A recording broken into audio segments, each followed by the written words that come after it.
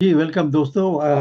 आज के बहुत सारे टॉपिक हैं असद भाई। एक तो फॉरेन फंडिंग है और दूसरा कशमाला तारिक साहिबा जो हैं उनके बारे में है कि उनको भी नैब जो है वो बुला सकती है क्योंकि करोड़ों रुपए उनके अकाउंट में गए हैं। वो पूछना चाहेंगे कि आपकी क्या बिजनेस थी जनाब आसिफ साहब के साथ। और JUI का जो मसला है, मौलाना हाफिज हुसैन अहमद साहब जो हैं क्या JUI को अलग कर देंगे मौलाना फजल रहमान को, क्योंकि फे जो है वो बकौल उनके ये कोई मिली भगत है जिससे इन्होंने फे जो है वहाँ JUI के साथ लगवा दिया। तो इस पर भी बात होगी। और दूसरा ब्रॉडशीट जो है उस पर भी लगता है कि ये अपोजिशन के गले ही पड़ेगी, क्योंकि इमरान खान साहब ने कहा दिया है कि इसकी साफ शफाफ तहकीकात जो हैं वो होंगी और सबके सामने होंगी। जिस तरह के इलेक्शन कमीशन में भी कहा गया है कि जो फॉरेन फंडिंग है उसकी भी साफ और शफाफ तहकीक होनी चाहिए। लगता है कि अपोजिशन कुछ उसमें भी फंसने जा रही है शायद, लेकिन शोर तो वो बहुत बचा रहे हैं। और दूसरा ये है कि एक बार फिर इमरान खान साहब ने कहा है कि मैं NRO नहीं दूंगा और माफिया ग्रुप्स जो है उनके पीछे जाऊंगा। जैसे कि आपने देखा होगा कि लाहौर में जो खोकर बरादरान हैं उनकी जो जायदाद उन्होंने सरकारी काबू की हुई थी, उस पर काबज थे। जी उस पर जो मकान वगैरह बनाए हुए थे वो उन्होंने कल गिराने शुरू किए हैं। और इस पर भी हम बात करेंगे। हमारे साथ जनाब इफ्तिखार चौधरी साहब जो हैं वो भी आन पहुंचे हैं, उनको भी शामिल गुफ्तगू करते हैं। जी अस्सलाम वालेकुम अस्सलाम इफ्तिखार भाई। वालेकुम अस्सलाम तारिक वालेकुम साहब। जी। असद भाई आपको भी अस्सलाम वालेकुम वालेकुम और अस्सलाम। बहुत शुक्रिया। जी वालेकुम। बहुत शुक्रिया।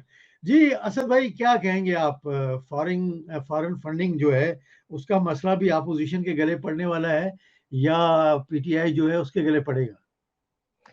कैसा साहब, आपने देखा है कि जितनी ज्यादा सिक्योरिटी कमेटी ने केसेस को निचोड़ कर अब जो भी फैसला करना था वो करने जा रही है। मुस्लिम लीग नून और मुस्लिम पीपल्स पार्टी दोनों की आज तक इस इश्यूज के ऊपर तो इनको कभी इनके वहमो गुमान में भी नहीं था कि जिस केस को लेकर हम चल रहे हैं वो हमारे गले पड़ जाएगी। अब मुझे बताइएगा, जब पनामा केस आया था तो उस वक्त भी इमरान खान को उस वक्त की जो जुडिशल थी या सुप्रीम कोर्ट थी या उसका चीफ जस्टिस था, उसने उसको सादिक और अमीन डिक्लेयर किया।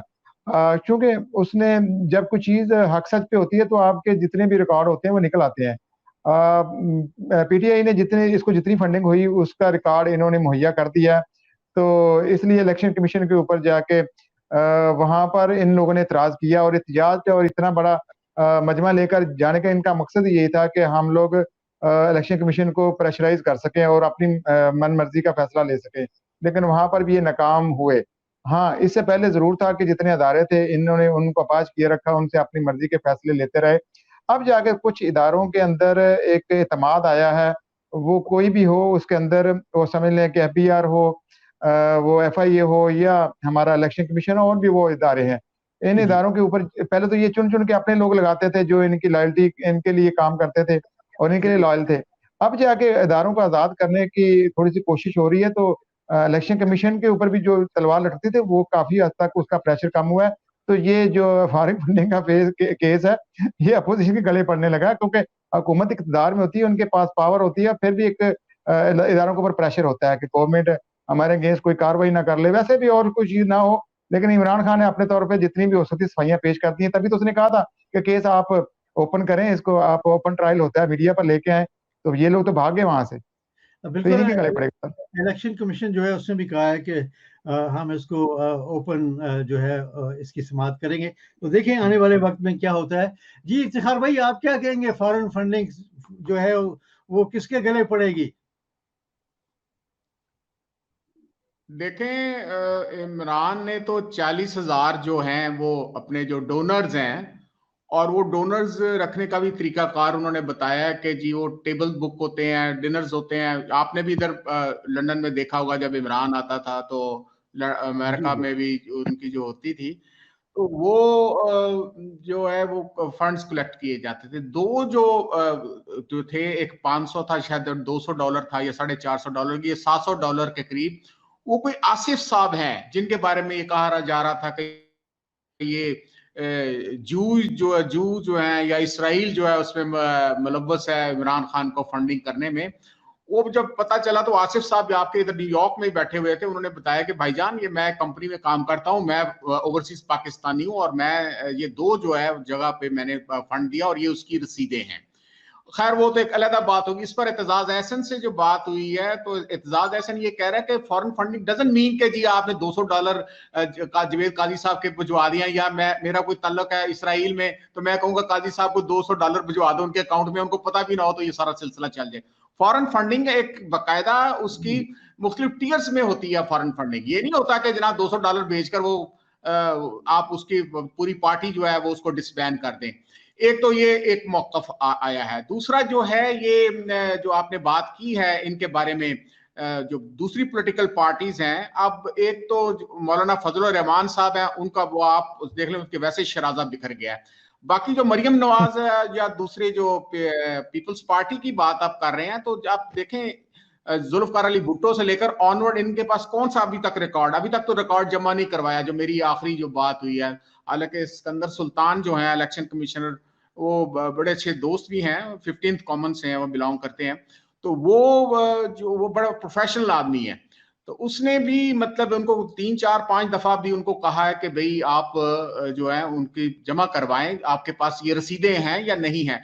तो मेरा ख्याल ये है कि इनके पास रसीदें नहीं है। उल्टा ये फिर मरियम जो है वो और फजलुर रहमान और ये तमाम जो लोग हैं फॉरेन फंडिंग के हवाले से, मेरा ख्याल है ये इनके गले पड़नी है, क्योंकि इमरान खान अब जो है उसने वो कस लिया, कमर कस लिया कि अगर ये फॉरेन फंडिंग है, ये सिर्फ अकबर एस अहमद का केस नहीं है। इस पर भी कल बात हो चुकी है। अकबर एस अहमद जो इनका जो पुराना जो पीटीआई का जो नाराज बंदा है जो है जी जो, लेकिन अभी तक उन्होंने कोई ऐसी फंडिंग नहीं दी। देखें इसमें वो मैंने पिछली दफा भी ये कहा था कि ये जो टिकटें बेचते हैं कोई 10 करोड़ रुपया को 50 करोड़ रुपया, और एक वो भी फंड निकला था जो ये बिलावल का, जिसमें से उनके बकरे भी जाते थे, वो शादियां भी होती थी और दूसरी चीजें होती थी। अब उसका भी उनको देना पड़ेगा। अगर वो नहीं देते तो ऑब्वियसली इनको इनके लिए बहुत बड़ा मसला होने वाला है। और खैर इलेक्शन कमीशन के भी तो इस तरह एम्पावर नहीं है कि फॉरेन फंडिंग के हवाले से कोई सॉलिड कोई डिसीजन दे सके। ये फिर गवर्नमेंट ऑफ पाकिस्तान को ये पास जाएगा, वो आगे सुप्रीम कोर्ट को रेफर करेगी, वहां पे जाकर फिर ये जो डिस्कशन होगी तब जाके वो पार्टी जो है डिसबैन होती है या नहीं होती, जबकि पूरी जो उसका तरीकाकार जो है वो आइन में वजह किया हुआ है। जी कैसा। दूसरा सवाल जो है असद भाई आपके लिए है वो ये कि JUI के जो हाफिज हुसैन अहमद हैं और उनके साथी जो हैं, उन्होंने कहा है कि मौलाना फजल रहमान साहब ने ये F जो है वो खुद लगवाया है और किसकी इजाजत से लगवाया है। क्या ये मौलाना फजल रहमान को अलग कर देंगे JUI से या क्या मसला बनेगा इस पर? कैसा जैसे चौधरी साहब ने अभी कहा है कि इनका शराजा बिखरने जा रहा है। देखें जब एक बंदा खुशकिस्मत हो उसके साथ आप लगते हैं तो आप भी कुछ खुशकिस्मती से फायदा उठा लेते हैं। इस तरह देखा जाए तो मौलाना साहब के वैसे ही सितारे गर्दिश में है, उनके ऊपर बुरा वक्त चल रहा है और जो भी उनके साथ खड़ा होगा उस डूबती कश्ती में वो भी डूब जाएगा। अब इन लोगों ने इस चीज को अच्छी तरीके से ये समझ लिया है कि हमें इससे अलग होना है। एक तो जो उनका बयानिया है वो एक बहुत सख्त है, एस्टेब्लिशमेंट के खिलाफ है, और साथ में उनको पीछे से फंडिंग भी आपको पता, सबको पता है कहाँ से होती रही थी। तो सबसे ज्यादा फायदा मुशर्रफ दौर से लेकर बाकी पिछले जितने भी अदवार है उन सब में सबसे ज्यादा फायदा फजलुर रहमान ने ही उठाया था। और चूंकि उसके पास पावर होती थी तो हमारे यहाँ लोग चढ़ते सूर्य को सलाम करते हैं, तो पार्टी के लोग भी ऐसे होते हैं। जरदारी साहब को कोई भी उस टाइम अच्छा नहीं समझता था, लेकिन जब जरदारी साहब ने पार्टी को पीपल्स पार्टी को संभाला तो आपने देखा तमाम पीपल्स पार्टी के सीनियर से सीनियर मेंबर भी उसके साथ उसके पीछे हाथ बांध के खड़े हो गए उसकी इमामत में। तो ये फजलुर रहमान भी जब तक पावर में था तो ये मतलब के साथ चलते हैं। तो सियासतदान तो वैसे भी मतलब प्रस्त होता है, तो वो जितना जब तक फजलुर रहमान के पास पावर थी तो सारे उसकी इमामत में खड़े रहे। अब पावर जा रही है तो भाई एक एक करके पीछे नमाजी सारे निकल जाएंगे, ये खड़े ये वहां पे मसले पे खड़े रह जाएंगे। अच्छा ठीक है। जी सर भाई आप क्या कहते हैं? जी जी देखें ये जो JUI जो थी ये पहले जमीयत उलमाए इस्लाम पाकिस्तान थी। ठीक है ना। तो ये जब 2002 आई, जिसका हाफिज हुसैन अहमद ये क्लेम करता है कि मुझे मुफ्ती महमूद ने जो है वो मेंबरशिप दी थी। उसके बाद 2002 में आपको पता है कि मुशर्रफ का रेफरेंडम था, उसमें मौलाना साहब को बहुत ज्यादा इन्होंने फैसिलिटेट भी किया, जमीनें भी दी, और वो लीज पे और काने शाने ये सारा मौलाना साहब बनना वहीं से शुरू हुआ ना, जब उन्होंने पाला था मुशर्रफ साहब ने। तो 2002 में उन्होंने पार्टी का नाम जो है जमीयत उलमाए पाकिस्तान फजल रहमान ग्रुप का रख दिया, ठीक है ना। और ये सिलसिला चलता रहा, इस पे किसी ने उस वक्त एतराज नहीं किया था। मेरे हाफिज हुसैन अहमद से भी बात हुई है, वो मैंने कहा उस वक्त तो आप किधर थे उधर, हालांकि मेरा बड़ा अच्छा दोस्त है ये गफूर हैदरी भी है, कलात में होता था, तो वेला फिरा करता था उस वक्त। और उसके बाद ये जब 2013 हुई, तो 2013 के अंदर जमीयत उलमाए पाकिस्तान बीच में से निकाल दिया, जमीयत उलमाए फजल रहमान ग्रुप हो गया। अच्छा, अब ये जो आज प्रेस कॉन्फ्रेंस हुई है इंतहाई अहम, जिसमें खान फिरानी जो है, फिर हाफिज हुसैन अहमद है और गुल नसीब है और दूसरे जिनको इन्होंने निकाला है, वो कहते हैं कि फजल रहमान ने जो जिस लव लेटर पे हमें निकाला है वो उस पर लिखा है फजल JUIF। JUIF तो रजिस्टर्ड ही नहीं है जिसके हम मेंबर हैं। हम तो मेंबर है जमीयत उलमाए पाकिस्तान के, जो मुफ्ती महमूद के जमाने की है। तो आज उन्होंने फजल रहमान को टेक्निकली कान से पकड़कर बाहर निकाल दिया है कि तुम जो है अपना ग्रुप अलग रजिस्टर्ड हुआ है, हम तो जमीयत उलमाए पाकिस्तान के मेंबर हैं, हम जमीयत उलमाए इस्लाम फजल रहमान के तो मेंबर ही नहीं है, तुम कैसे हमें निकाल सकते हो। तुम अपनी पार्टी रजिस्टर करवाओ, या वो तुम्हारा वो जो ऑलरेडी जो रजिस्टर हुई है, हम जो है वो 2002 से पहले की जो पार्टी है हम उसके मेंबर हैं। अब उसमें जो बातें इन्होंने की हैं, आज की press conference is very important ये, तो उसमें इन्होंने कहा है दोनों उलमा कराम ने कि जनाबे वाला ये बंदा जो है ये एक तो झूठ बोलता है, दूसरा ये जो जितना PDM का है ये हमसे मंजूरी नहीं ली गई, और ये जो पॉलिटिकल पार्टीज के अंदर जो नाम चेंज होता है ये 2/3 मेजॉरिटी के साथ होता है।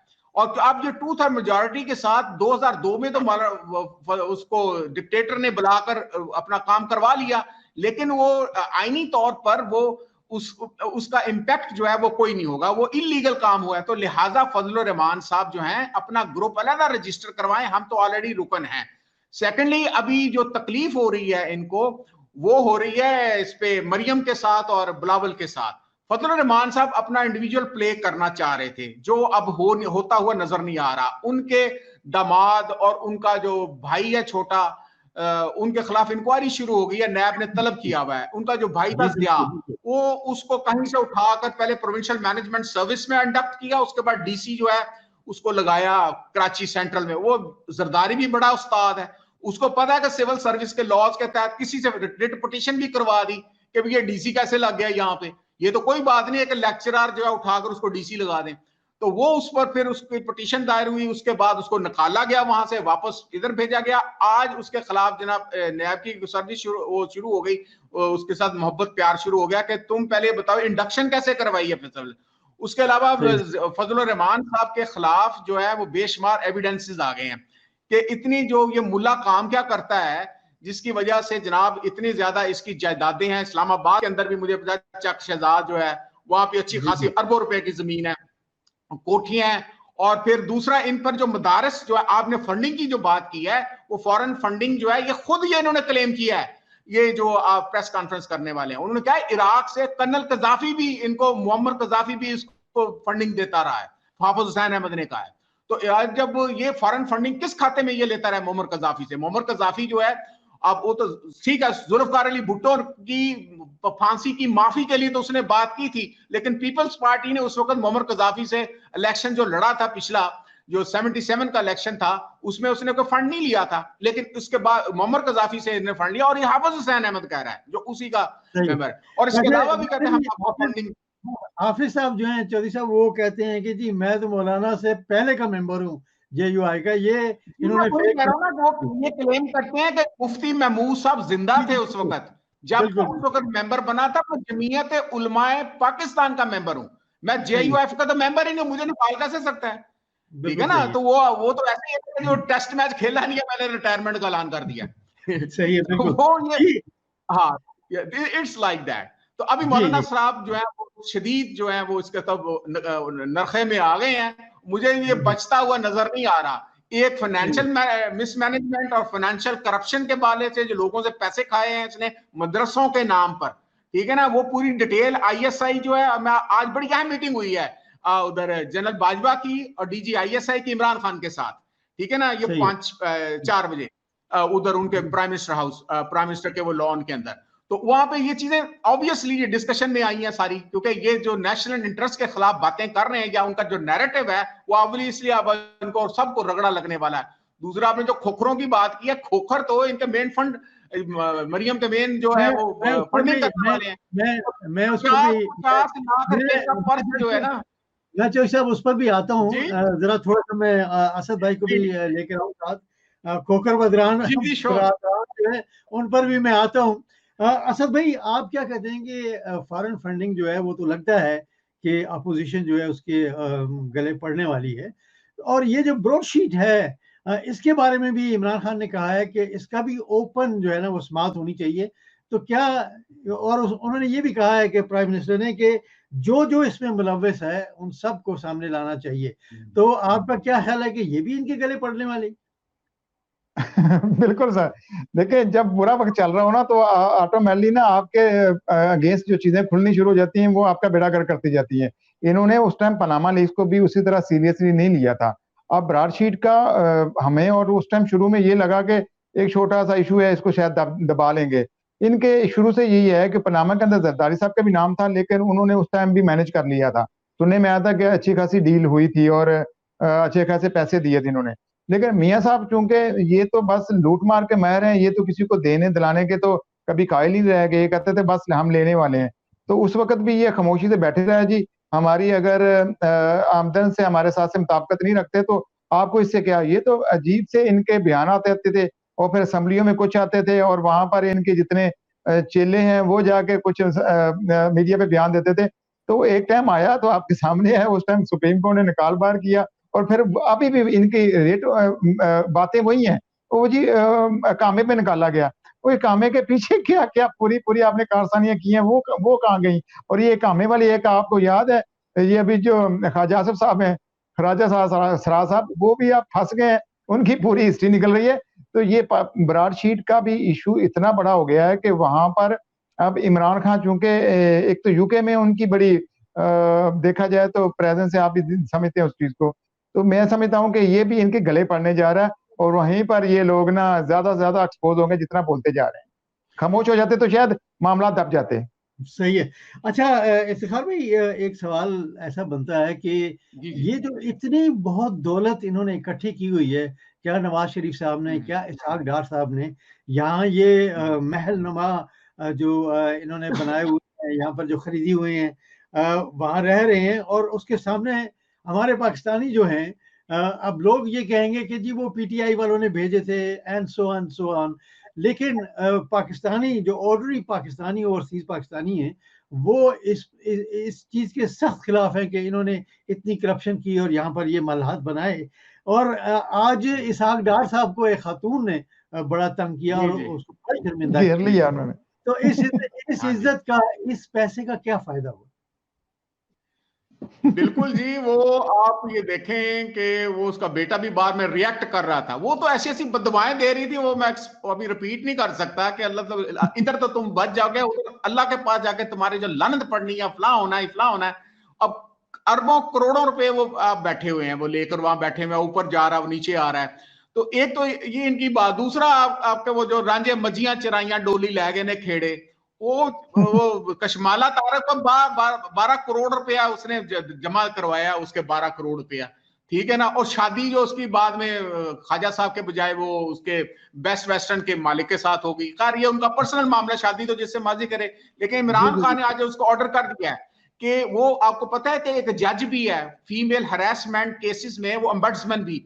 तो ख्वाजा आसिफ का नाम लिया अभी काजी साहब ने, तो ख्वाजा आसिफ साहब जो हैं वो भी तो इनके अकामे पर थे, वो लेबरर थे ना बेचारे, मजदूर थे, अनस्किल्ड लेबर थे बेचारे, उनको छुट्टियां भी मिलती, 6 बड़े साल में बड़े 1 महीने की इफ्तिखार भाई बड़े ही महंगे मजदूर थे, 15 लाख रुपया हाँ जी, वो ना वो और उनको तनख्वाह जो मिलती थी वो चिट पर मिलती थी, कैश में मिलती थी, वो जमा भी नहीं होते थे और मिलियंस में मिलती थी कैश।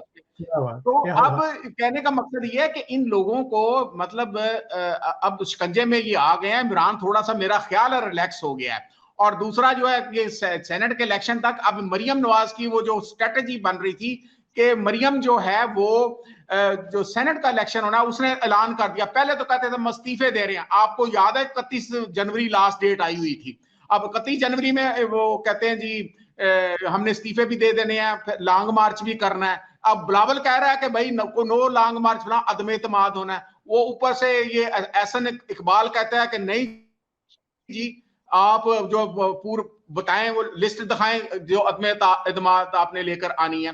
तो लिहाजा ये सारे कंफ्यूज हो गए और ये अल्लाह ताला की पकड़ बड़ी, रस्सी बड़ी मजबूत। आपको पता है कि जो वो ढील देता है तो देता है, लेकिन जब वो जो उनका गरबान जो रस्सी खींचता है ना तो फिर इनको समझ नहीं लगती। और ये पहला केस नहीं है हिस्ट्री का, ये बेशुमार केसेस हैं इस तरह के, वो भरी पड़ी है। ये जो नागुजीर अफराद होते थे ना कब्रिस्तान, उनसे भरे पड़े हैं। तो इन लोगों को भी अभी शर्म नहीं आती। अब इमरान का एटीट्यूड जो है वो थोड़ा सा डिफरेंट हो गया, क्योंकि अभी सर्वाइवल भी एक जंग है।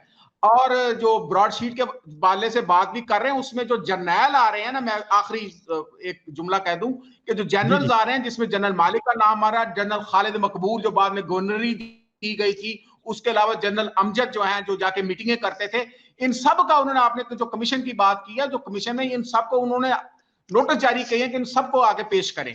तो लिहाजा इनका जो बुरा वक्त है वो आना शुरू। लेकिन एक ही हमारी बात है कि वो किसी तरीके से इमरान खान इन कमबख्तों से पैसे रिकवर करे, क्योंकि money is more important than these personality. जी कैसा जी हमें ज्वाइन किया है लंदन से यसब तमन्ना ने। यसब भाई अस्सलाम वालेकुम। यसब भाई आप तो लंदन में, ये जो मैं अभी सवाल किया था मैंने जोशी साहब के साथ कि इनके मालात और इनकी दौलत किस काम की, जो एक आम पाकिस्तानी शहरी ओवरसीज जो है वो जाकर इनकी बेइज्जती करता है। आप क्या समझते हैं कि हम लोगों को ये करना चाहिए? देखिए, लोग मुख्तलिफ किस्म का रवैया रखते हैं। बाद लोगों के नज़दीक ये होता है कि जी दौलत ज़्यादा होना चाहिए, वो ज़्यादा अच्छी होती है। बाद लोग ये कहते हैं कि इज़्ज़त ज़्यादा ज़रूरी होती है उसका। अच्छा, बाद लोग कहते हैं कि इज़्ज़त आनी जानी चीज़ है, दौलत को रखना चाहिए। तो मतलब इन लोगों ने फैसला ये किया है कि जी इज़्ज़त तो आनी जानी चीज़ है, पैसे रख लेते हैं, शायद इसी से कुछ बच बचा हो जाए। अब ज़ाहिर है दो मतलब आम से लोग जाके इनके अगर मुँह पे इस तरह से थूकते हैं तो इनको शर्म तो आनी चाहिए, लेकिन अगर नहीं आती है तो मैं और आप क्या कर सकते हैं? कुछ भी नहीं कर सकते। बेशर्म तो है ना। मैं वही कह रहा हूँ ना, मतलब जिन्होंने वो शर्म उतार दी होती है, जो कहते हैं कि जी आनी जानी चीज है, कोई नहीं। फिर देखे ना, इक़्तिदार में अगर खुदा ना खासा किसी तरीके से दोबारा आ गए तो फिर वही करेंगे जो अब करते रहे। तो इस वजह से इस पे मतलब हमें बेशक कब्रों तक जा पहुंचे। हाँ जी, ये लोग अपने कब्रों तक जा पहुंचे और इन्होंने इस तरह से किया, वो तो ज़ाहिर है। लेकिन फिर बाद चीजों को अल्लाह पे छोड़ देना चाहिए कि उसका क्या हिसाब किताब है। लेकिन ना दुनिया के बड़े बड़े लोग, शाह ईरान से ज्यादा तो दौलत इनके पास नहीं है ना। जी बिल्कुल। मार्कोस से ज्यादा, जो फिलिपाइन वाले थे उनसे ज्यादा तो दौलत इनके पास नहीं है ना। लेकिन उनका जो हाल हुआ है आपको भी पता है, मुझे भी पता है। अच्छा, हाल इनका भी अल्लाह के करम से वही हो रहा है। मैं वो कह रहा हूँ ना कि हाल इनका भी वही है, हाल इनका भी वही है जो मार्कोस का और शाह ईरान का हुआ था। लेकिन अगर कोई महसूस करे, अगर कोई समझे तो। जी बिल्कुल, ठीक है ना। शाह ईरान को मरने की जगह नहीं मिल रही थी। बिल्कुल सही। पता नहीं कहां से सारे मुल्क उसका जहाज नहीं उड़ने दिया जा रहा था। जी जाके उतरा है।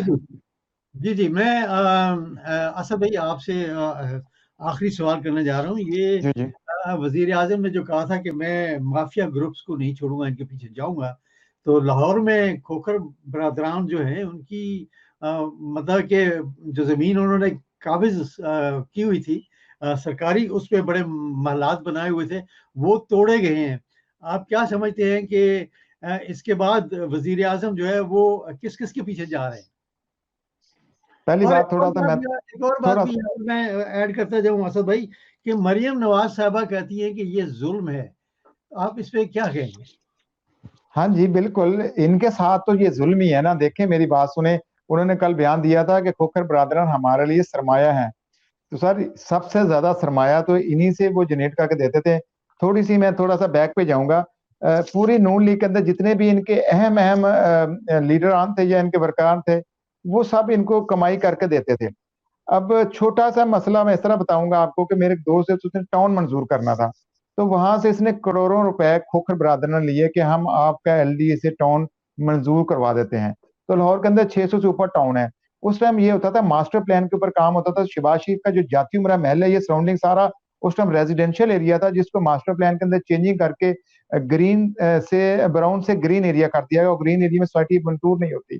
तो इतने रुपए, इतना माल इन्होंने इकट्ठा किया इन फ्रंटमैनों ने, और फिर ये अपनी कमाई का आधे से ज्यादा हिस्सा इनको देते थे, थोड़ा सा हिस्सा वो और टुकड़े इनको भी वापस लौटा देते थे। लेकिन फिर भी जितनी जल्द से जुलूस बाकी चीजों की फंडिंग थी, वो यही लोग जनरेट करके देते थे। वो राना मशहूद हो जाए, राना सनाउल्लाह हो जाए, ये सब किसी न किसी सोसाइटी को पीछे से बैक कर रहे होते थे। तब जाके लाहौर में आज इतनी ज्यादा गैर कानूनी सोसाइटियां, जिनके ऊपर आगे एक प्रोग्राम करेंगे, कोर्ट ने ऑर्डर किया कि इनको रेगुलराइज करो, और ये जो अपनी मर्जी से कमा रहे थे। लेकिन नून लीग के अंदर यकीन जाने जितने मेन लीडरान है, वो सारों ने इस बहती गंगा में हाथ धोए हैं, बल्कि कह रहे हैं कि डुबकियां लगाई हैं। उसमें वर्जीज तायर हो जाए, उसमें जितने इस शिफ्ट सेंटर में और गुजरांवाला के अंदर भी, इनके साथ सारे एमएनए एमपीएस ने अपनी जगह करप्शन की। लीडरान तो करप्ट थे ही थे, लेकिन चले आप खुद खाते तो चले खा लें, लेकिन इन सब ने मिलकर इतना इस मुल्क का खजाने का बुरा हशर किया है कि खुदा की पनाह के हम सोच नहीं सकते। अब आगे हाथ क्या कह रहे हैं, आगे अब ये है कि मीश किरोमान का भी महल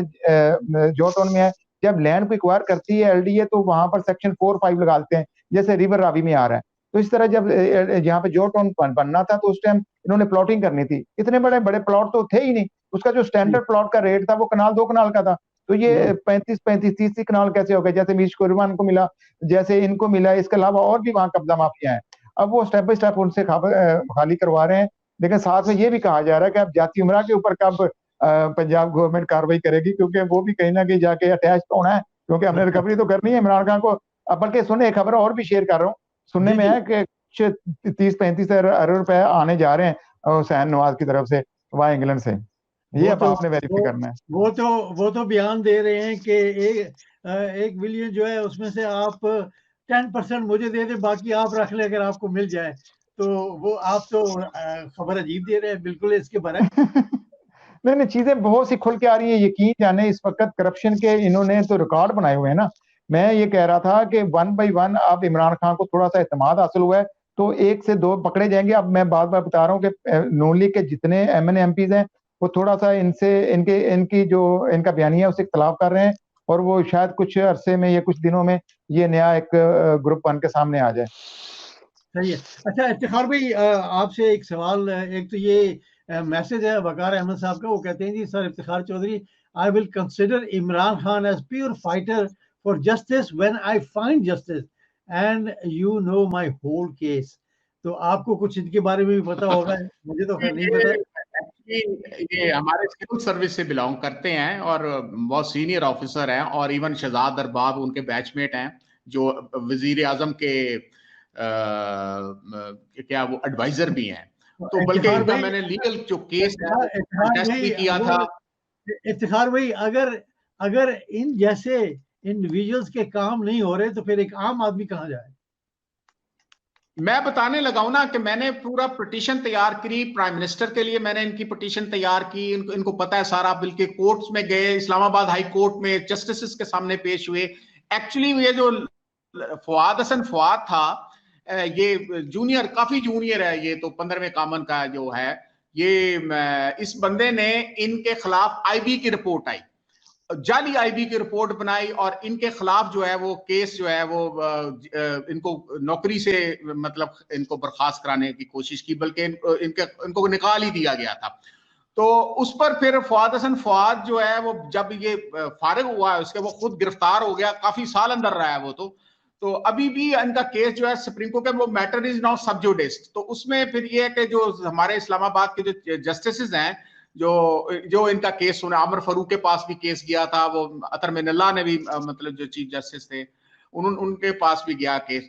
लेकिन इमरान खान के हवाले से मैंने इनको कहा था कि आप अपनी जो पिटीशन जो है वो एक समरी बना के वो पूरी, पहले तो दूसरे प्राइम मिनिस्टर चले ठीक है, वो के प्राइम लिए मिनिस्टर मैंने बनाई थी, फिर इनकी भी समरी मैंने बनाई थी कि वो करें। लेकिन मुझे पता है कि मैंने इनको कहा है कि आप प्रॉपर परसू करते रहे, रेगुलर डंडे मारें, तब कहीं जाके आपको इस तरह माँ जब तक दूध नहीं देती बच्चे को, जब तक सर पे डंडा ना मारे आप। ठीक है, बिल्कुल ठीक है। We are on it. एक आखिरी सवाल आपसे करना चाह रहा हूँ, वो ये कि आज हमारे जो चीफ ऑफ द आर्मी हैं वो इस्लामाबाद क्लब में लंच टाइम पे गए, और ये इत्तेफाक है कि वहाँ साबिक गवर्नर जो है वो जुबैर साहब वो भी वहाँ पर पहुंचे और फिर मुलाकात भी हुई।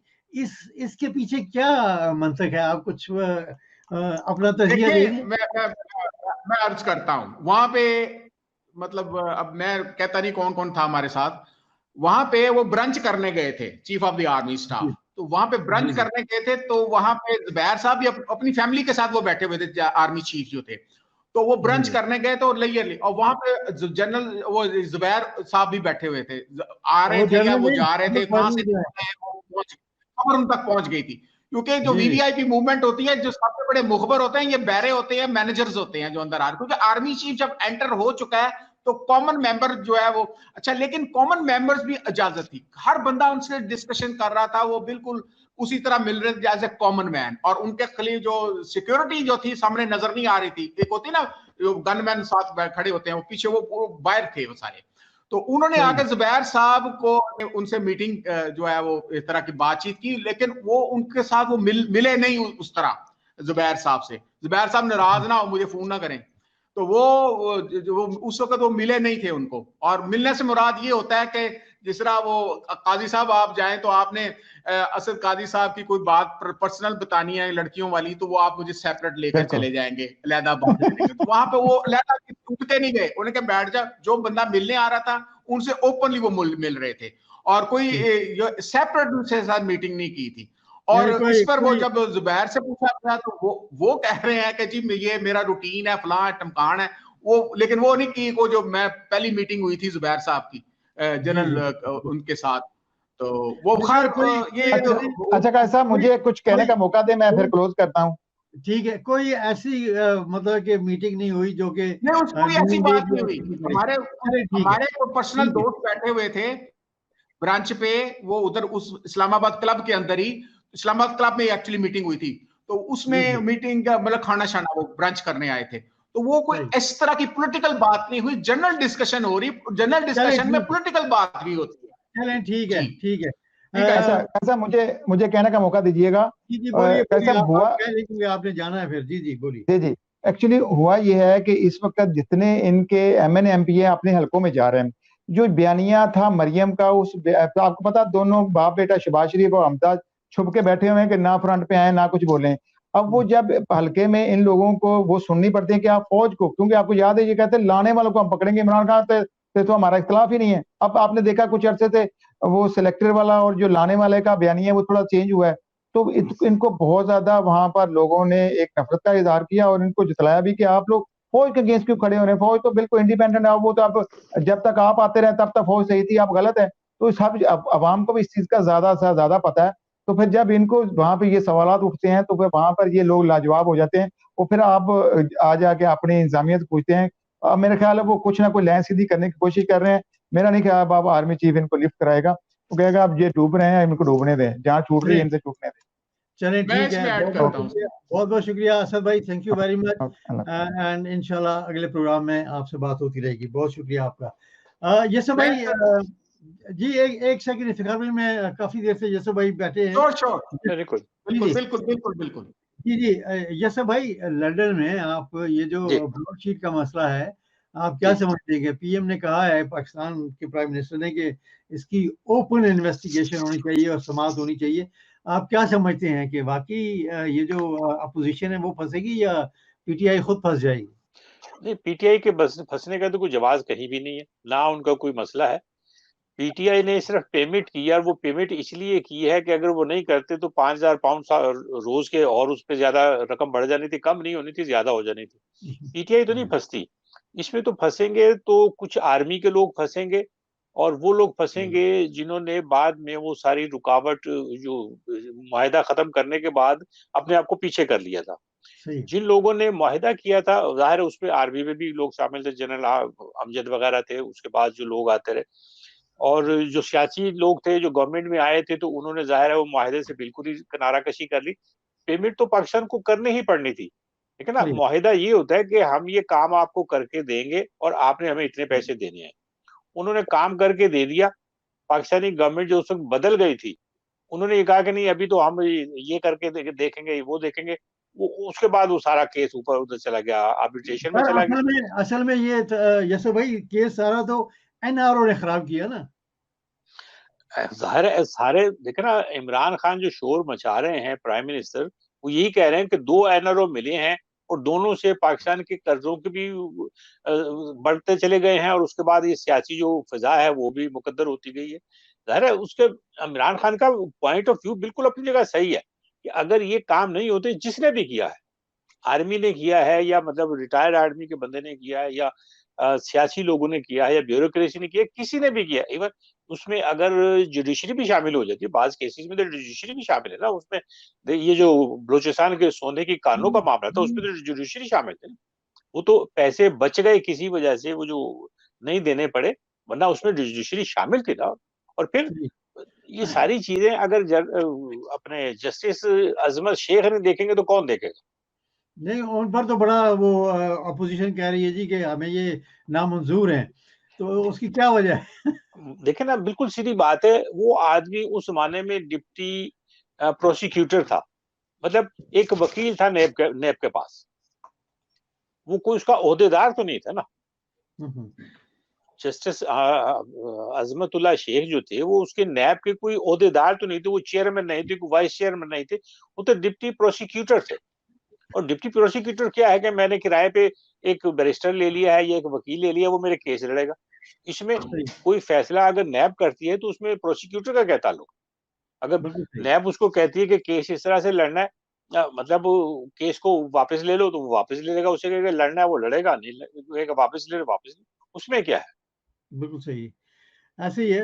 अच्छा, एक और मैंने सवाल किया था, जो हमारे दोस्त चले गए हैं, कि जेयूआई जो है, क्या हुसैन अहमद साहब ने एक सही कदम उठाया है? उनको अलग कर पाएँगे? क्योंकि वो तो ये क्लेम करते हैं कि मैं मौलाना से पहले का मेंबर हूँ जेयूआई का।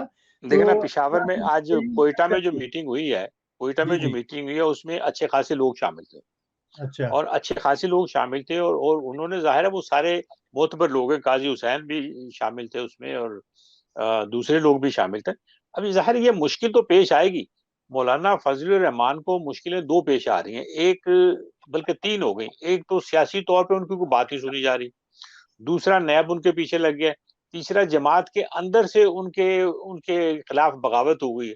तो ये अब 3 महाज़ों पे किस तरह से लड़ते हैं, ये तो अब वक़्त बताएगा कि वो कितने चालाक और कितने हैं। क्योंकि सही। उनके भाइयों-भतीजों के और दामाद वग़ैरह के तो नोटिस आने शुरू हो गए। आस्था से ज़ाहिर है बिल्कुल ये शुरू हो गया है। आस्था से वो तो इनके है। पास भी आ जाएँगे। जी, जी। नोटिसेज़ आ गए हैं, और ये लोग अब इकट्ठा करना शुरू करेंगे कि नैब के पास जाना है और 3 लाख फ़ौज जो है वो साथ लेकर जानी है। इफ्तिख़ार भाई, आप क्या समझते हैं कि ये जो इंडिया में हो रहा है, जो किसान बैठे हुए हैं सड़कों पे, उन्होंने दिल्ली को बिल्कुल मफलूज करके रखा हुआ है। क्या ये सब कुछ अब मोदी तो ये समझ रहा था कि जी, जैसे मकबूज़ा कश्मीर में लोगों को मैंने बंद कर दिया, इसी तरह इन किसानों को भी पीछे हटा लूँगा। लेकिन ये एक डिफरेंट सिचुएशन है। आप क्या समझते हैं? कैसे देखते हैं आप इसको? जी, इफ्तिखार भाई। देखें, मेरा ख्याल में ये एग्रावेट करेगा। मेरा ख्याल है ये एग्रावेट करेगा। और उसके अलावा जो नजर आ रहा है, देखें दिल्ली नहीं, वो दूसरी जो सिटीज हैं उसमें भी किसान बाहर निकला हुआ है। वो किसी तौर पे जो इंटरनेशनल जो ऑर्गेनाइजेशंस हैं या उनका कंट्रोल वो नहीं चाहते। ये जो हमारे जो मुल्क के अंदर मल्टीनेशनल कंपनीज आई हुई हैं, ये एक तरह का ये उनकी जो एग्रीकल्चर जो प्रोसेस है जो उनका सारा, वो उस पर कब्जा करने के लिए वो आ रहे हैं। तो वो इस चीज को वो मानने के लिए तैयार नहीं है। तो लिहाजा मतलब जो किसान हैं वो अभी और ज्यादा एग्रावेट करेंगे। इसमें जो एलिमेंट आ गया, क्योंकि ज्यादा जाट बरादरी के लोग हैं वो खालिस्तान के हैं, ठीक है ना, खालिस्तान मूवमेंट के वो सपोर्टर है, आप देखें वो भी उनके साथ वो मिल गए हैं। तो हमें ये देखना है कि मतलब मोदी के लिए जो फ्यूचर के अंदर मामला जो है वो डिफिकल्ट होते जा रहे हैं, और इसमें आपको पता है तशद्दुद का एलिमेंट भी आ गया, दूसरा भी आ गया, और एग्रीकल्चर एक ऐसी चीज है जिसको वो जो हर घर की वो जरूरत है। तो किसान जो बिल्कुल वो डाउन ट्रोडन हो गए हैं, और उनको वो नहीं जो समझते कि अगर वो एक मैकेनिक की तरह काम करें, जिस तरह कम्युनिस्ट होते हैं दूसरे थे, उनसे काम लिया जाता है और फल कोई और खाता है। तो यहाँ पे मुझे नहीं लगता कि मोदी जो है वो किसी किस्म की कामयाबी उसको हासिल होगी, और ये मजीद एग्रावेट करेगा। और आपको याद है कि इस पर दूसरी कंट्रीज ने भी बड़ा प्रोटेस्ट किया, और खासतौर पर आपको जो कैनेडियन प्राइम मिनिस्टर है उसने भी उसको भी इन्होंने बाइकआउट किया था, क्योंकि कैनेडियन प्राइम मिनिस्टर ने भी ये बात की थी कि जो किसान जो है भारत के अंदर जो उनके साथ जो जुल्म किया जा रहा है, तो वो उन मजालिम को खत्म किया जाए। तो मुझे नहीं लगता काजी साहब के नियर फ्यूचर के अंदर ये मोदी जो है कंट्रोल कर सकेगा, और इसके साथ जो एडिशनल जो दूसरे ग्रीवेंसेस हैं वो भी उनके साथ अमेलमागेट होना शुरू हो जाएंगी। जिस तरह वो आपने सिखों को देखा है कि ये एक हिंदुत्व की एक जो पॉलिसी है वो सिर्फ लोगों को जलील करने के लिए और मुआशी जो इनका इस्तेसाल है वो कर रही है, और वो जो मोदी है उसकी पूरी जो फोर्स मिलकर, सिविलियन फोर्स जो है मिलकर इस चीज को खत्म करने में टोटली नाकाम हो गई है। जी काजी साहब। जी यसफ भाई, आप क्या समझते हैं कि ये मसला किधर जा रहा है किसानों का? क्यों हो सकता है कि इस क्या कहते थे, इस झमेले में भारत ये चाहता हो कि जो दुनिया है उसकी कश्मीर से नजरें हट जाए, क्योंकि यहाँ यूके की पार्लियामेंट में भी किसानों के बारे में आवाज उठाई गई है। देखिए, यूके की पार्लियामेंट में जी किसानों के बारे में उठाई गई है, उससे पहले कश्मीरियों के बारे में भी उठाई गई है और उस पर भी बात हुई है। लेकिन बात फिर वही आ जाती है कि मतलब आप किनको ज्यादा खुश रखना चाहते हैं। सिखों की अहमियत बनिस्बत कश्मीरियों के इंडिया के लिए ज्यादा है। एक तो ये कि वो वहां उनके लिए अनाज पैदा करते हैं, दूसरा उनको फॉरेन एक्सचेंज देते हैं, दूसरा सिखों का जो मामला है ना वो दूसरे मुल्कों में बिल्कुल बहुत अच्छी तरह से स्टैब्लिश है, और वहां से उनके ताल्लुकात अपने बैक होम से जो है या जबान से हैं या कल्चर से हैं उन्होंने खत्म नहीं किए। इस वजह से इंडिया के देखें बाजुकात कोई भी गवर्नमेंट हो वो ओवर कॉन्फिडेंट होकर बाद ऐसे कदम उठाने शुरू कर देती है कि जो असल में उसके खिलाफ ही जाते हैं। अमेरिका में हुआ था, सारे जाहिर है उसके खिलाफ सारे मामला हुए, इंतहा तक पहुंच गए, लोगों ने हंगामे हो गए, मिलिट्री आ गई। इतने सालों के बाद मिलिट्री पहली दफा आई और उसको संभालना पड़ा। इस वजह से ये ओवर कॉन्फिडेंट हो गए, उन्होंने सोचा था कि शायद इनको भी दबा लेंगे। लेकिन जाहिर है सिख मुख्तलिफ लोग हैं एज कम्पेयर टू कश्मीरी, तो और फिर वो जाहिर एस्टेब्लिश भी हैं इकोनॉमिकली भी, कश्मीरियों की निस्बत बहुत एस्टेब्लिश हैं, और उनका जो है वो दरक वहां पे पूरी गवर्नमेंट में भी चलता है। तो इस वजह से मुश्किल तो हो गई, लेकिन मोस्ट प्रोबेबली मेरा ख्याल है कि इस मसले को किसी न किसी शक्ल में, किसी न किसी सूरत में इसको हल कर लेंगे। सही है। अच्छा इफ्तिखार भाई, ये एक सामने एक पीस है अपना, एक न्यूज़ ही कह लें आप। Dutch prime minister Mark Rutte has condemned weekend riots against newly imposed coronavirus restriction as criminal violence। तो पाकिस्तान में कुछ इस किस्म के मतलब कि रिस्ट्रिक्शन आपको नजर आते हैं, या कि वहाँ कोरोना वगैरह नहीं है? देखें, जो डेली की जो तादाद है वो 40 से 50 की डेथ्स जो हैं वो यहाँ पे आजकल हो रही हैं। और जो असद उमर की जो प्रीवियस प्रेस कॉन्फ्रेंस थी उसमें ये है कि matter is on decline. School खुल गए हैं, पहले उन्होंने बड़े स्कूल खोले थे, फिर अब छोटे लेवल के स्कूल है, तो आज 18 तारीख से जो प्राइमरी स्कूल्स हैं वो भी खोल दिए हैं। तो अभी जो रिस्ट्रिक्शन, दूसरा ये है कि इस दफा जो पाकिस्तानी कम्युनिटी, पाकिस्तानी जो लोग हैं वो सिटीजन जो हैं वो कुछ ज्यादा सीरियस भी नहीं ले रहे। ठीक है ना, आप बाजारों में, हालांकि उन्होंने ये मास्क पहनने के बगैर आपको, दुकानदार को कहा हुआ है कि आपने किसी को एंटर नहीं होने देना, मॉल्स के अंदर नहीं आपने एंटर होने देना, पब्लिक प्लेसेस के अंदर। तो अभी मैं होकर आ रहा हूं तो मेरा नहीं ख्याल कोई 95% जो लोग हैं वो मास्क नहीं पहने हुए। और उसके अलावा जहां पे दूसरी जो चीजें थी, ये जरूर है कि शादी को कंट्रोल किया हुआ है उन्होंने, हॉल्स वालों को वो अलहदा प्रोटेस्ट कर रहे हैं। और जो बाहर से जो आती हैं, आपको मैंने पिछली दफा भी बताया था, फ्लाइट्स आती हैं तो उनके वो पैसे शैसे खाने का चक्कर शुरू हो जाता है और लोगों को डिटेन कर लिया जाता है और उनको तंग किया जाता है। लेकिन इस तरह की कोई बात, हाँ ये जो पहले पिछला जो दौर गुजरा है, जो पहले वाला कोरोना जो था, उससे बहुत कम जो है अब ये इस किस्म की जो हमें नजर आ रही है, प्रिकॉशंस भी कोई नहीं ज्यादा लिया जा रहा, और ना ही जो है गवर्नमेंट इटसेल्फ जो है वो भी कोई इतना, हालांकि पुलिस को उन्होंने कहा हुआ है कि जो मास्क ना पहने उसकी गाड़ी रोक लें, फला कर लें, लेकिन आज हम पुलिस वालों के साथ ही फिरते रहे हैं, ना उन्होंने पहना हुआ था, सॉरी फॉर ऐसे उनका नाम नहीं मैं ले सकता, वो मतलब वो इसी तरह वो फिर रहे थे जिस तरह हम लोग फिर रहे थे। जी कैसा जी यशा भाई, यहाँ पर तो बड़े मतलब स्ट्रिक्ट हैं। यहाँ तो जो पार्क्स हैं उनमें भी सिक्योरिटी फिरती है कि लोग ज्यादा पार्क्स में भी ना हो। तो आप क्या समझते हैं कि देखो अल्लाह का बड़ा करम है पाकिस्तान पे, अगर वहाँ वाकई ये चीज खत्म होने जा रही है, तो यहाँ पर भी आप बाहर जाएं तो लोग बगैर मास्क के फिर रहे हैं, गो के दुकानों के अंदर, मार्केट्स के अंदर। यहाँ पे बाहर बाहर बगैर मास्क के फिरने की इजाजत है, यहाँ तो है। लेकिन आप अगर पब्लिक ट्रांसपोर्ट पे जा रहे हैं या किसी ऑफिस में जा रहे हैं तो वहां उसकी रिस्ट्रिक्शन है कि उसको पहना जाए। लेकिन पाकिस्तान पे अगर अल्लाह करम कर रहा है तो उसका शुक्र अदा करना चाहिए, उसकी नाफरमानी नहीं करनी चाहिए। बात चीजों के बारे में तो अल्लाह ताला के भी कहना है कि एहतियात बिल्कुल। करना लाजिम है। तो मतलब इसमें कोई शक नहीं है कि मतलब पाकिस्तान, आप देख लीजिए कि अमेरिका में 4 लाख बंदा मर गया, इसमें इंडिया में लाखों बंदे मर गए, सारी दुनिया में। पाकिस्तान में मेरा ख्याल है अभी कोई 12-13 हजार भी नहीं हुए। तो इस वजह से अल्लाह का शुक्र अदा करना चाहिए अगर कोई मसला नहीं हुआ है। बेहतर यह है कि सबसे बड़ी वैक्सीन, वो कहते हैं कि ये जो आपका मास्क है यही सबसे बड़ी वैक्सीन है, और हाथ धोना आपके लिए सबसे बेहतर है, बस इसके अलावा और कुछ नहीं है। हम लोग तो चूंकि जरा शोखे लोग भी है ना, मतलब खाम खा की अपने आप को डंडे पे चढ़ाए रखते हैं कि जी हमारा सिस्टम बड़ा अच्छा है और ये है। इस वजह से अल्लाह का शुक्र करना चाहिए अगर हमारे मसाइल पैदा नहीं हुए, वरना कोरोना की वजह से सारी दुनिया की मैशे जो है सुकड़ी है। हमारे यहाँ भी फर्क पड़ा लेकिन उतना नहीं पड़ा कि जितना पड़ सकता था। और जैसे हमारे यहाँ सियासी हालात थे उसमें तो फर्क बहुत ज्यादा पड़ सकता था, लेकिन अल्लाह ने करम किया है। और मैं जाती तौर पे समझता हूँ, मुमकिन है बाद लोग इस पे एग्री ना करें, कि अगर आपका हुक्मरान नेक नीयत आदमी है ना तो अल्लाह ताला अपना जरूर करम उस मुल्क पे जरूर करेगा। और ये सही। आप वैसे भी देख लीजिए कि दूसरे मुल्कों में भी देख लीजिए जहाँ के हुक्मरान नेक नीयत है, उन मुल्कों के हाल डिफरेंट है, और जिनके नेक नीयत नहीं है उनके मुख्तलिफ है। इंडिया में आप देख लीजिए बदनीयत आदमी है, जालिम आदमी है, उस मुल्क का हाल देख लीजिए आप क्या हो रहा है, सबके सामने हम भी देख रहे हैं, आप भी देख रहे बिल्कुल सही है यशा भाई, आपका बहुत बहुत शुक्रिया। Thank you very much for joining. हैं। कोई इंशाल्लाह आइंदा भी आप प्रोग्राम में आते रहेंगे। बहुत बहुत शुक्रिया आपका। थैंक यू नवाजिश, बहुत शुक्रिया। जी। इफ्तिखार भाई, आप से एक और सवाल करना है, और वो ये है कि जी, ये मैं आपके वेलकम सामने सर। ये लगा थी, ये Chinese and Indian troops have reportedly clashed again in disputed border area.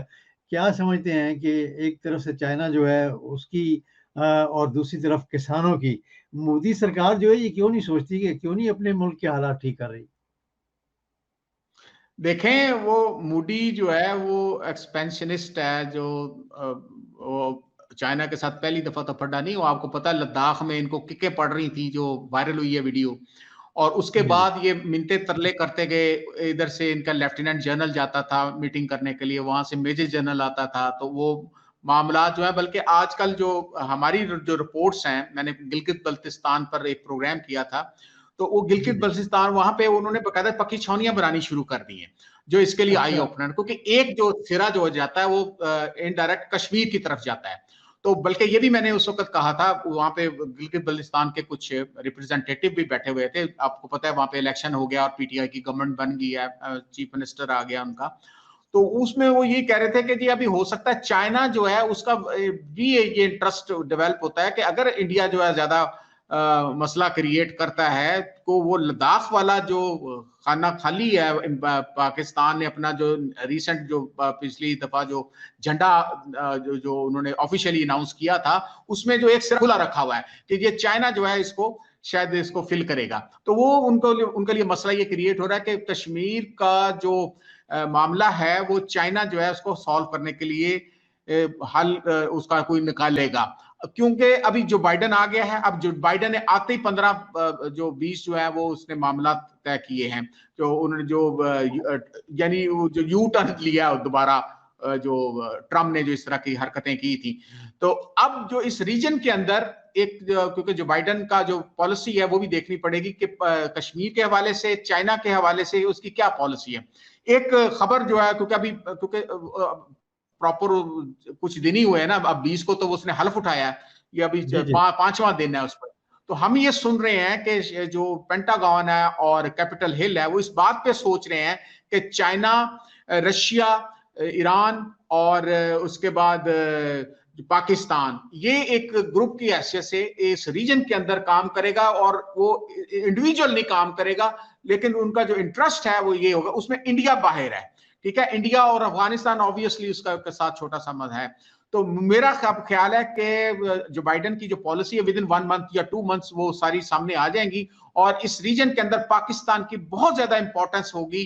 और क्योंकि चाइना जो है वो पाकिस्तान की जरूरत है, रशिया को भी पाकिस्तान की जरूरत है, इवन ईरान जो है चाबहार पर इंडिया ने बहुत ज्यादा इन्वेस्टमेंट करके भी देखी है, लेकिन वो रिजल्ट नहीं कर सका। तो ईरान मजबूरन पाकिस्तान के, उसको मजबूरी है कि पाकिस्तान के साथ वो आकर जो उसके फोल्ड में आए, वो इंडियन फोल्ड में ना जाए।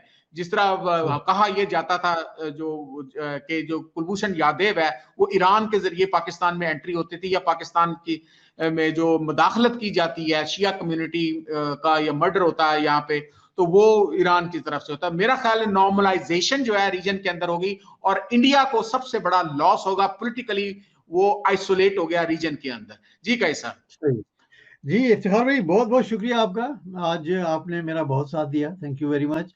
और इंशाल्लाह आइंदा भी आपसे प्रोग्राम में ऐसा भी छोटी सी बात करूंगा, ये मेरे नाजरीन सुन रहे हैं और देख रहे हैं, आपकी जो बहन है उनका हमशीरा का मैक्सिको में इंतकाल हो गया, तो वो उनके अल्लाह ताला उनको गरीक रहमत करे, और आपको और उनके बच्चों को और उनकी फैमिली जो है, दूसरे जो लोग हैं उनको अल्लाह मियां सब्र दे, सब्र जमील अता फरमाए, और मरहुमा को जन्नत के आला तरीन मदारिज पर में रखे वो उनको। तो मेरी तरफ से अफसोस, और सारे जो हैं वो मेरी इल्तिजा है सबको कि जो सुन रहे हैं उनके लिए फातिहा कहें, और जो उनके लिए जो भी हो सकता है कुरान पाक के आयात जो है, या सूरा जो है, या कुरान पाक पूरा जो पढ़ने की जो भी सुन रहे हैं लोग, ताकि मरहुमा को के दर्जात की बुलंदी हो। जी कैसा, बहुत बहुत शुक्रिया आपका इफ्तिखार भाई, थैंक यू वेरी मच। यही था आज का सबरंग, और उम्मीद करता हूँ कि आज का प्रोग्राम जो है उसमें आपने बहुत सारी इंफॉर्मेशन जो है वो ली होगी, जो हमारे सियासतदान हैं वो क्या कर रहे हैं, और हमारे जो प्राइम मिनिस्टर हैं वो तो बिल्कुल डटे हुए हैं, वो कहते हैं कि मैं माफिया के पीछे जाऊंगा और इनको छोड़ूंगा नहीं। चले, हम तो दुआ करते हैं कि पाकिस्तान से करप्शन जो है वो खत्म हो, और हमारा पाकिस्तान जो है वो दिन दुगनी रात चुगनी जो है वो तरक्की करे। इसी के साथ मुझे इजाजत दीजिएगा, अपना बहुत सारा ख्याल रखिएगा, अगले प्रोग्राम तक अल्लाह हाफिज।